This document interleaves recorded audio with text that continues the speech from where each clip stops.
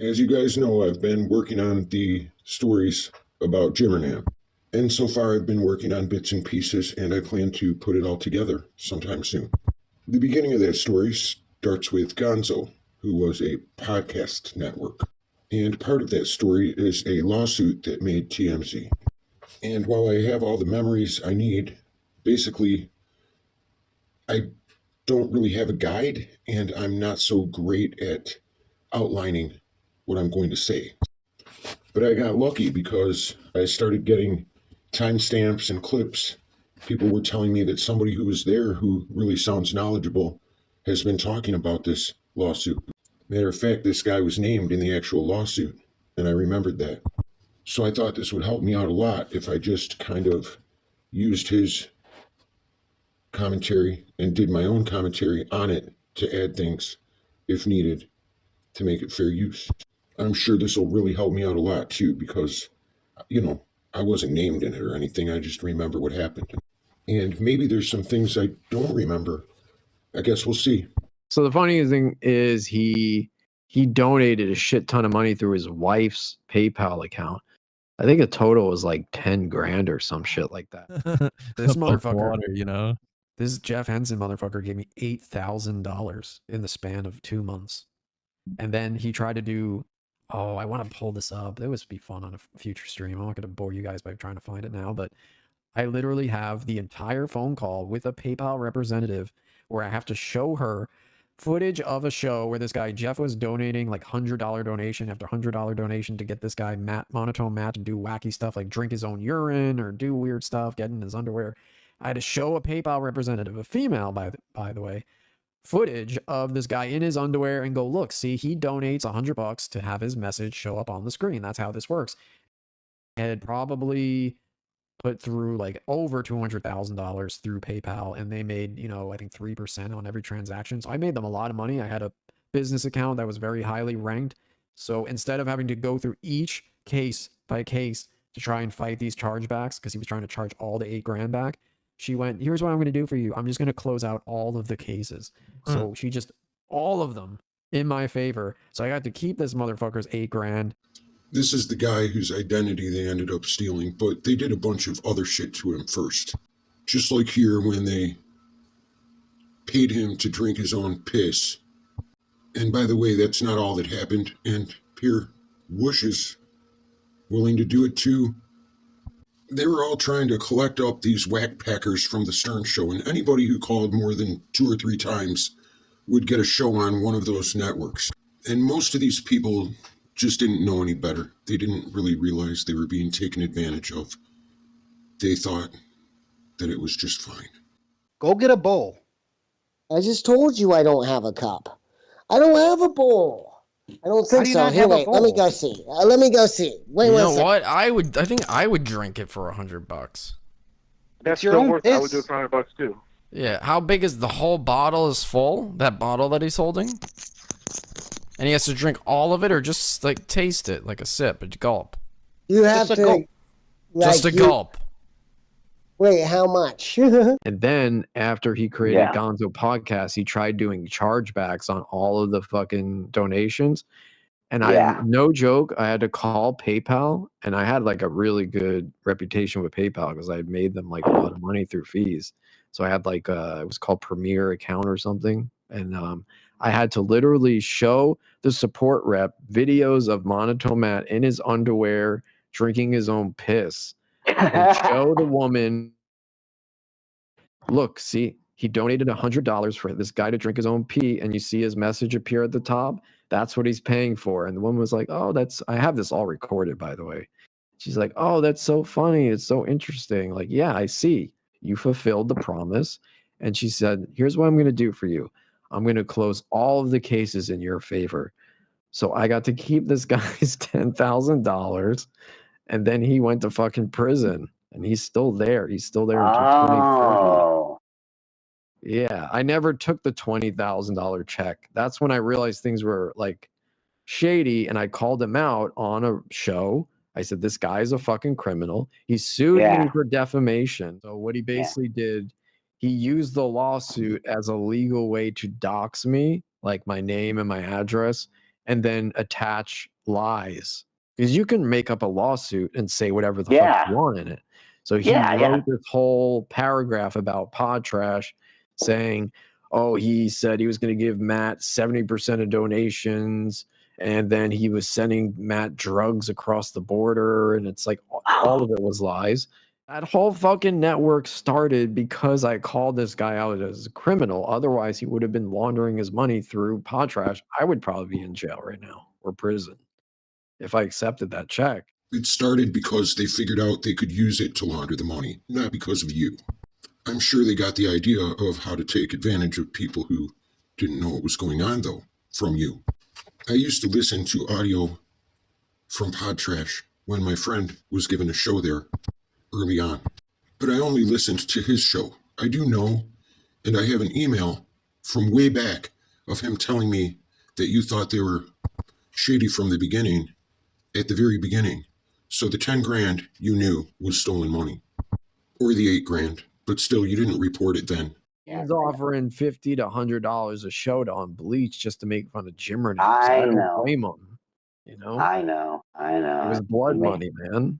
He was defrauding elderly couples out of like 300 grand. Then he stole that guy Monotone Matt. So he went to that guy Monotone Matt's house, and then he got him drunk and stole his wallet, and then fled the state and started a new identity with that guy's identity. And defrauded another company out of like $300,000. He bought a $125,000 Mercedes. This Firewatch company that was like a recruitment company. Got arrested in Chicago by the feds, and then they moved him to some prison in Alabama. I'm 99% sure it's Alabama, something like that. Yeah, it's fucking crazy, man. I'm going to add the article here, and you can pause it and read the whole thing if you want. And I left the header so you can find it online if you want to verify.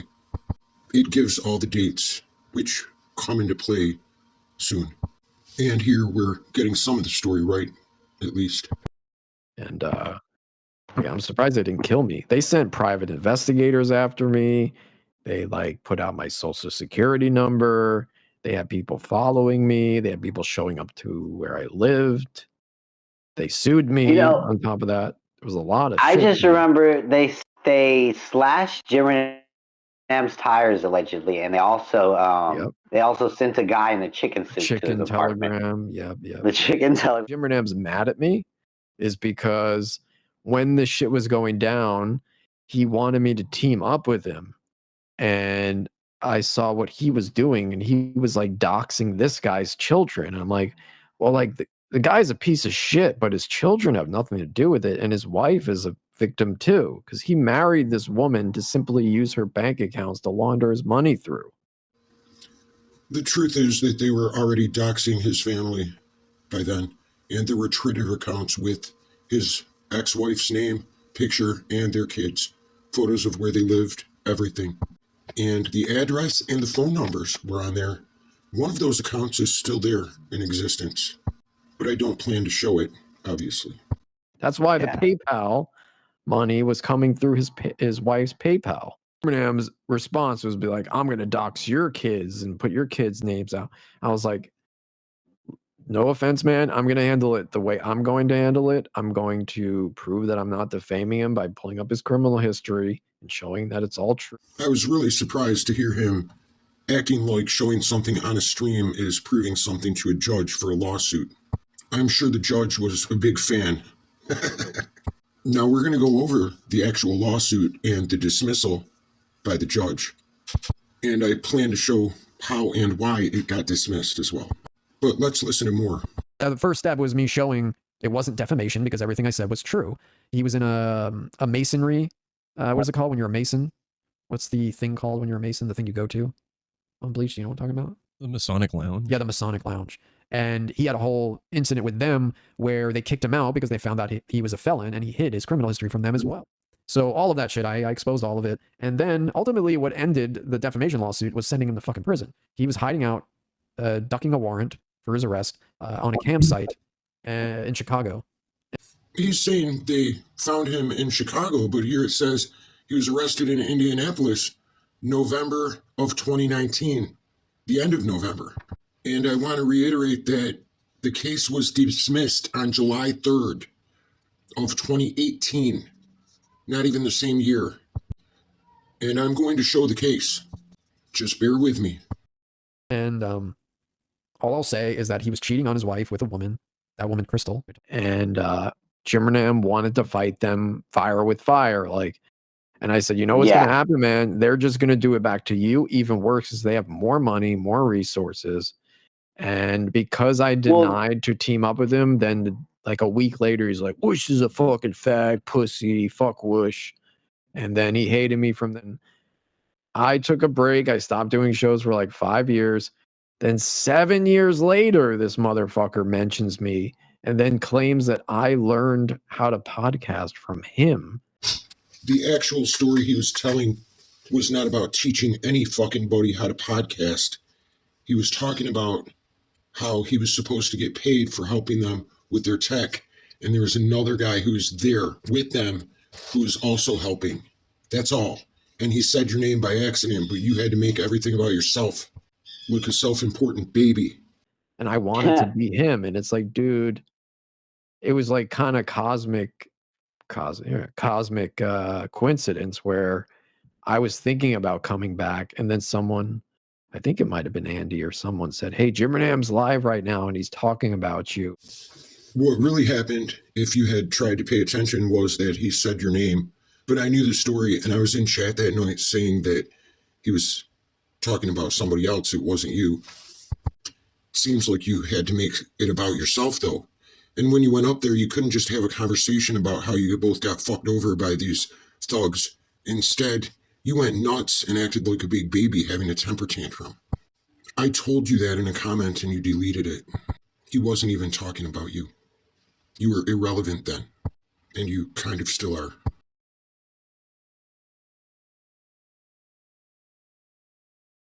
The reason the lawsuit was thrown out is because Jeff had a warrant out for his arrest, right? And he knew that I was still friends with Crystal and that he was eventually going to get found. So he wrote me an email and he said, listen, man, let's just call a truce. Let's just like put this all to bed. I'm going to like throw out the lawsuit, blah, blah, blah. And even though he said that to me, I never responded to him. And I was like, it's too little, too late. Fuck you. Went on to lie and claim that he beat Jeff in a lawsuit and won money. He was like, yeah, I won like millions of dollars. I beat a $8 million lawsuit. None of that is true. It ended because I put the guy in prison. So I guess it's a good thing that somebody I know was able to find this case. And here is the letter from the lawyers asking for the dismissal because they worked it out. See, Jimmer and his lawyer worked it out with Jeff, and they squashed it over the phone. He talked about that live one night, years ago. Well, the date on the dismissal is not even the same year as when he was arrested, according to the article. Well, here, I'll show you. Here's the part of the article, and it says he was arrested in November of 2019. And here's the dismissal date, July 2018. Oh boy. I thought he said he got him arrested and that's what ended the lawsuit. Huh. And at the time of the lawsuit, he had only been to jail once. I think the article also says that his victim, oh yeah, here it is. They discovered the scheme when the victim of the identity theft contacted the company. So he didn't go to prison because of him. In fact, the only reason the lawsuit didn't affect Wush is because Jimmer saved the day. Maybe anyway. I mean, showing on screen that somebody went to jail one time prior to that is not a lifelong criminal record. And you might have been in Canada, but everybody knows that anything you have that's U.S., including your PayPal, your stocks, your bank accounts. I mean, that lawyer could have represented him and won because you didn't show up. Sounds like you at least owe him a handy, buddy. And then Jimmernam jerked off because they put someone paid, it was Jeff actually, who paid for a TMZ article to be written about the podcast war and mentioned Jimmernam and everything. So Jimmernam fed off of that to make it seem like he won this big lawsuit. He didn't do anything. He got docs like a motherfucker. He got chicken suits sent to his house. He got PI sent to his house. Docs, pizzas, all that shit. Got his tires slashed, apparently. Tires slashed. I got nothing except like a PI and my information doxed and sued. And I just never responded. He never was able to serve me because I moved to Canada. I just ignored the whole fucking thing. He called a truce and I didn't respond. And then he went to prison. That's all I'm saying. Jimmernam did nothing. He never showed up to court appearances. There was no court case. It was thrown out. So he told a whole bullshit fucking lie. That like he fought a court case and won against Jeff Henson. And here is the case. The dismissal. And I'm going to make it easier to see. Bear with me, people. I'm not so great at this. So Vince was a lawyer that Jimmer knew back then. The second person named is Wush. And I have redacted his name. Back then, Jimmer said that they spoke to each other and squashed it. Him and Jeff agreed not to mention each other's names anymore. And this is a motion for a voluntary dismissal by both parties. But Wush isn't mentioned there. It says the two lawyers entered a written agreement or settlement. It doesn't say what the settlement was. But we all actually know that if you're being sued for millions of dollars and you don't have to pay for it, you won. It also looks like they added your name, and you got lucky on that one because they really didn't have to. In fact, you told us you put your head in the sand and wished it would go away, and now you want credit for it all. When you settle out of court, somebody still wins. If you beat a lawsuit, you won. Jimmer never said he won money. He just said he won the lawsuit, which he did. And you did too, because somebody put your name there. Otherwise, you can live in Canada, but all your American assets could be seized, and everybody knows it. Those lines that are highlighted in yellow just dismiss you all from facing the bench judge. It doesn't mean that you were dismissed without consequence. This shit was settled, obviously. So Jimmer kept his end of the deal, but he had no idea that they were going to go ahead and hire all these losers and bottom feeders to keep trolling him on their own network. That was why that all happened. But you pretend like he got arrested right then.